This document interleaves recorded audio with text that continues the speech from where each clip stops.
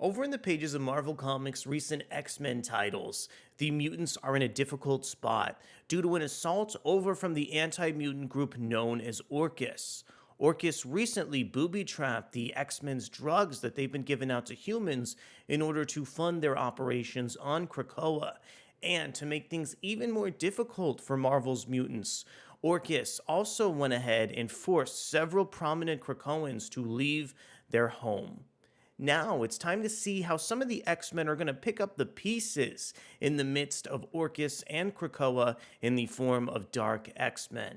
My name is Araco Braddock, and today, let's go ahead and see how New York City's Limbo Embassy and MADELYNE PRYOR are interacting with the fall of X status quo. But before we get deeper into the video, I want to encourage you to consider subscribing to the channel and hitting that like button over on our content.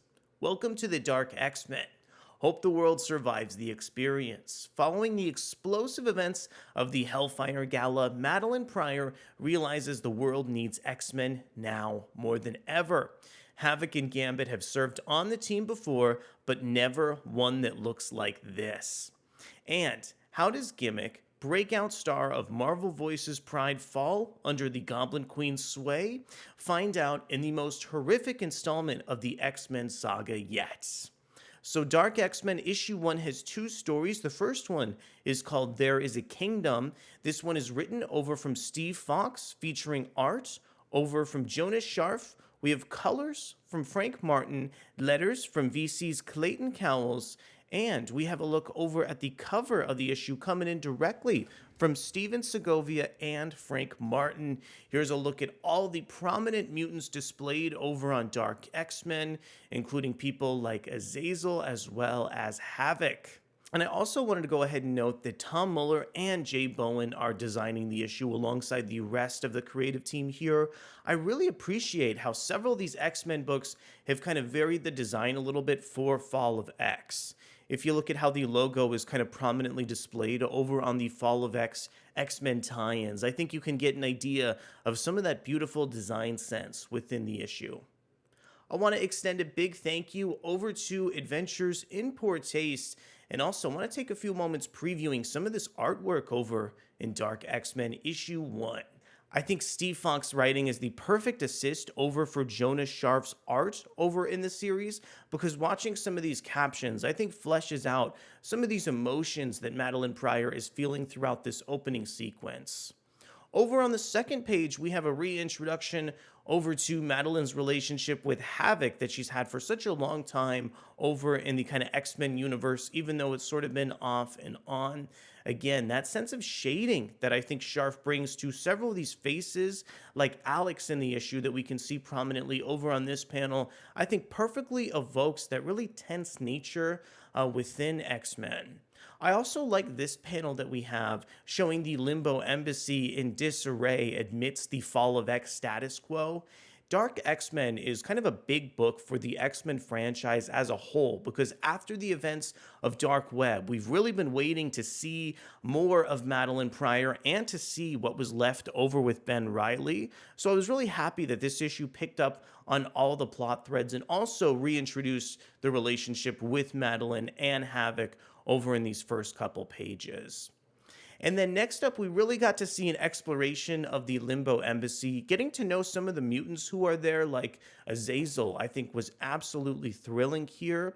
Also, watching Steve Foxe flesh out some of the mechanics behind the Limbo Embassy and seeing items like the Mercy Crown, I think was another thrilling aspect over in this issue. Love the fact that when the pacing on this issue started to amp up a little bit, that Steve Foxe illustrated a battle between the Dark X-Men and Orchis. Some of the final status quos in the last page of the issue definitely threw me for a loop a little bit and introduced me to a different side of Dark X-Men that we hope to see explored.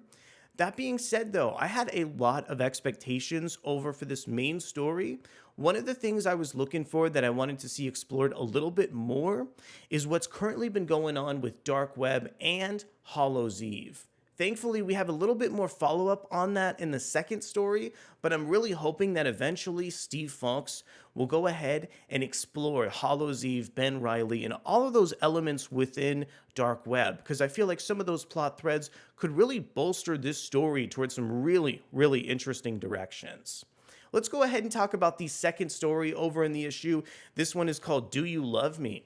Do You Love Me is written by Steve Foxe again, featuring art from Nelson Daniel, colors from Frank Martin, letters from VC's Clayton Cowles, and we have design over from Tom Muller and Jay Bowen. So in terms of the second story here, we really got the opportunity to see a day in the life of HAVOK. Watching his kind of day-to-day operations here out of the Limbo Embassy are really thrilling, especially because most of the issue is really centered around MADELYNE Pryor and watching some of her organizational duties. And I also really appreciated how some of the plot threads of Dark Web are picked up here in a really, really interesting context.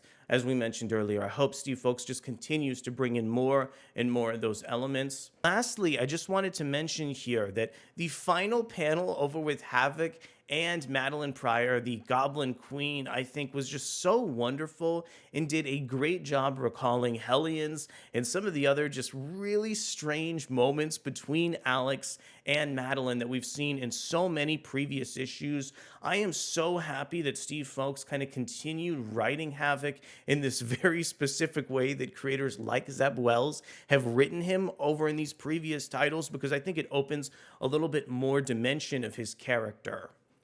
So those are some of my thoughts over on Dark X-Men issue 1. I thought this was a great debut over for Steve Foxe and the rest of the creative team here, including Jonas Scharf. Love checking in with some of these characters, following Dark Web, and seeing how some of these status quos really rocketed into some fascinating directions here. I'm so happy that Marvel is releasing all these different X-Men titles in the midst of Fall of X, because I feel like it gives so much kind of like danger and additional plot threads for all of these books to explore going forward. The characterization that Foxe brought over to HAVOK and MADELYNE Pryor, I thought was just excellent over in this series. Watching HAVOK really adore Maddie in all these different contexts, I think is so interesting and definitely pulls out some of the plot threads here, like Hellions.